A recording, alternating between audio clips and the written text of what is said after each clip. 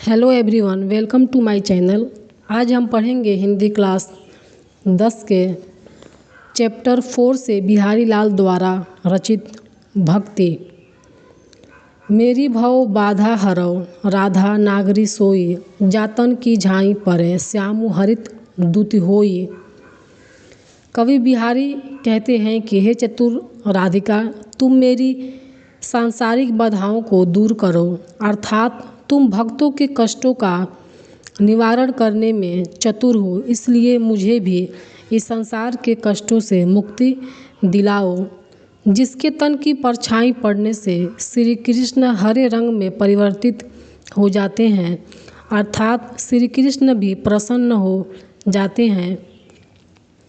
इसलिए ऐ चतुर राधा, मुझे सांसारिक बाधाओं से दूर करें।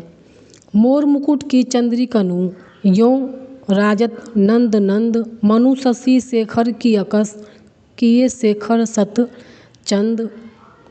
श्री कृष्ण के सिर पर मोर के पंखों के बने हुए मुकुट की चंद्रमा इस प्रकार सुशोभित हो रहा है, मानो श्री कृष्ण भगवान शिव की प्रतिस्पर्धा के लिए अपने सिर पर सैकड़ों चंद्रमा धारण कर लिए हैं।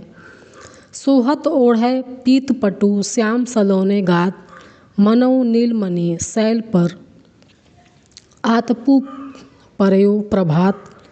बिहारी जी कहते हैं कि श्री कृष्ण के सांवले सलोने शरीर पर पीले रंग के वस्त्र ऐसे लग रहे हैं मानो नीलमणि के पर्वत पर सुबह सुबह सूर्य की पीली किरणें पड़ रही हो, अर्थात श्री कृष्ण ने जो पीले रंग का वस्त्र अपने शरीर पर धारण किया है, वे नीलमणि के पर्वत पर पड़ रही सूर्य की पीली किरणों के समान लग रहे हैं। अधर धरत हरि के परत, ओठ डिठी पट ज्योति, हरित बांस की बांसुरी इंद्रधनुष रंग होती। एक सखी राधिका जी से कहती है कि श्री कृष्ण जी ने अपने अधरों पर, अपने होठों पर बांसुरी धारण कर रखी है।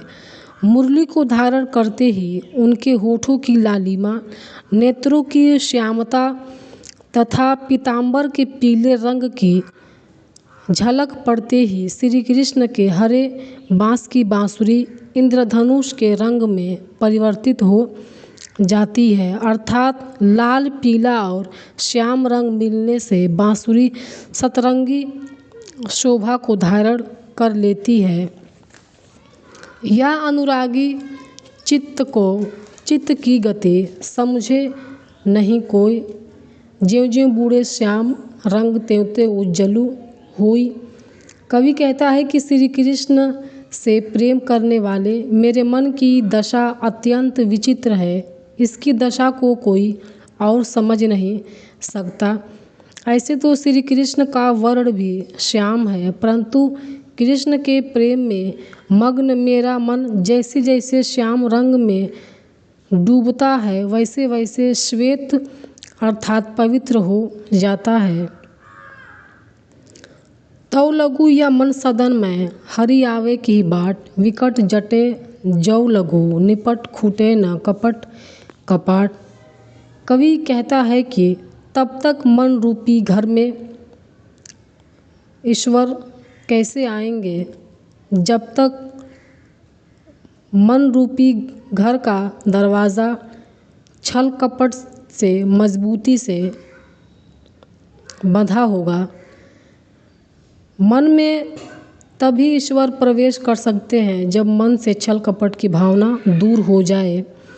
जगतु जनायो जिहि सकलु, सो हरि जान्यो नाही, ज्यों आँखिनु सबु देखिए आँखी न देखी जाई। कवि बिहारी जी कहते हैं कि तू उस ईश्वर को जान ले जिसने तुझे इस संपूर्ण संसार से अवगत कराया। अभी तक तूने उस ईश्वर को नहीं जाना। यह बात ऐसी प्रतीत हो रही है जैसे आँखों में हम सब कुछ देख लेते हैं, आँखों से हम सब कुछ देख लेते हैं, परंतु आँखें स्वयं अपने आप को देख नहीं पाती। जप माला छापा तिलक सरय न एको कामू, मन कांचे नाचे वृथा साँचे राँचे रामू। कवि बिहारी कहते हैं कि जप करने से, दिखावे के लिए माला गले में धारण करने से, तरह तरह के तिलक लगाने से, राम नाम के छापे वाले वस्त्र पहनने से एक भी काम सिद्ध नहीं हो पाता। इन सब से ईश्वर की प्राप्ति नहीं हो सकती।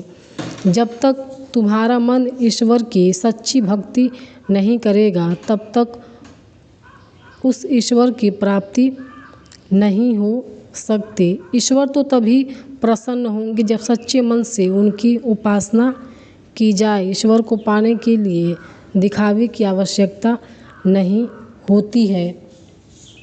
यदि आप लोगों को वीडियो अच्छा लगा हो तो कमेंट सेक्शन में कमेंट करिए, वीडियो को लाइक करिए और मेरे चैनल को सब्सक्राइब करिए, दूसरों में भी शेयर करिए। Thank you.